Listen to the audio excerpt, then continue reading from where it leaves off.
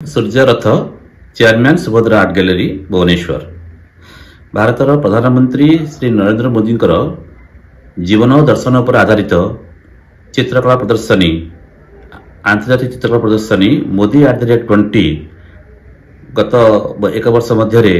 भारतर विभिन्न सहर रे भुवनेश्वर रे गुवाहाटी रे नागपुर भोपाल अहमदाबाद बड़ौदा बनारस एवं दिल्ली ललित कला एकाडेमी रे अनुष्ठित होईछि। यही प्रदर्शनी को भुवनेश्वर रे वर्तमान मुख्यमंत्री एवं तत्कालीन public accounts committee chairman Shri Mohan माझी उद्घाटन करथिले एवं दिल्ली रे ललित कला एकाडेमी रे जो एग्जिबिशन होइतला ताहाकू भारत संस्कृति मंत्री श्री अर्जुन मेघवाल उद्घाटन करथिले एवं आगामी दिन में आमे सुभद्रा आर्ट गैलरी और सूर्यक्षेत्र फाउंडेशन मिलित आनुकूल्य रे दुबई शहर रे ओडिशा एवं दुबई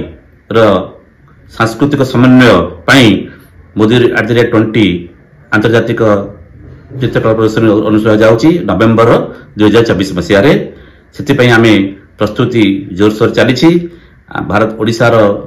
माननीय मुख्यमंत्री श्री मोहन माझी जोगदेवार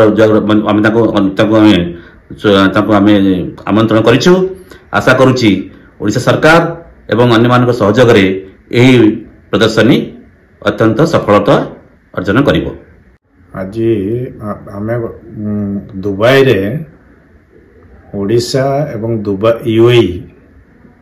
कल्चरल मीट करी सेथिरे सुभद्रा आर्ट गैलरी एवं सूर्यक्षेत्र फाउंडेशन मिलित उद्यम रे एक विशाल आर्ट एग्जिबिशन हेबो जोटा नवेम्बर मास रे करिया पे स्थिरीकृत होईची। सेथिपे हमर सुभद्रा आर्ट गैलरी चेयरमैन सूर्यरथ एवं दुबई अभिमुखे जाउचंती सब किछि आयोजन करिया पई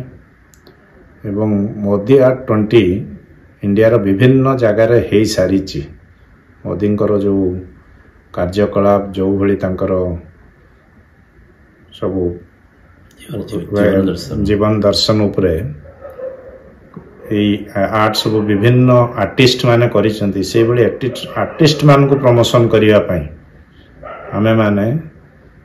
दुबई रे यार एक एग्जिबिशन रो आयोजन करूछु एवं एथिरे जेमते मुख्यमंत्री ओडिशा रो मुख्यमंत्री को मध्य निमंत्रण करा हेची से मध्य जोग देवार कार्यक्रम रहिची। तेणु यह एक निश्चित सफल रूपायन हेबो बोली मु आशा करूछि।